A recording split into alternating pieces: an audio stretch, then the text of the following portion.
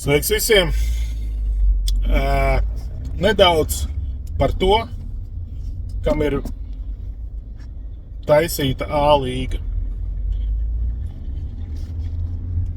Tad mēs gandrīz jau 5 gadus atpakaļ esmu izdomājis uzsākt šo projektu. Mērķis bija tieši tāds, lai piesaistītu jaunus makšķerniekus sporta makšķerēšanā. Un daudzi man neticēja, daudzi man pārmeta, daudzi teica, ka nekas nesanāks, un tas ir lieki, un tā tālāk.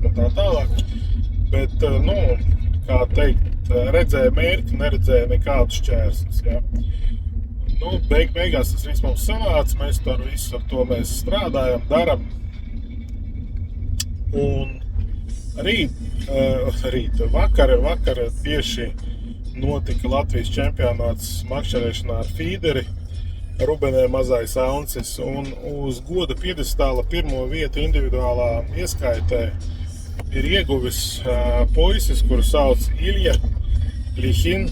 Viņš ir no Ukrainas, no Mariupoles, kurš 2 gadus ir diezgan veiksmīgi startējis A līgā.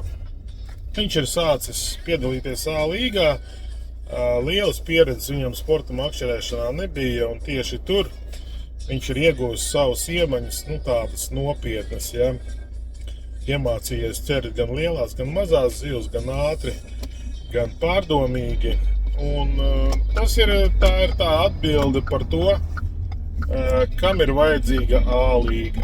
Lūdzu, 2 gadi, un jūs jau varat sagādāt konkurenci Latvijas top sportistiem individuālā ieskaitē.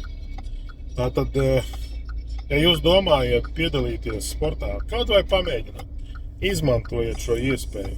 Mēs jauniem sportistiem, kas nekad nav startējuši sporta pasākumos, piedāvājam ņemt dalību jebkurā no atlikušiem 2 posmiem A līgā šogad bezmaksas. Pamēģiniet. Varbūt tas ir tiešām tas, kas jums ir vajadzīgs. Jūs sapratīsiet, kas ir sporta makšķerēšana. Mēs gatavi jums palīdzēt. Mums ir laba komanda, ir arī daudz citi iesaistīti.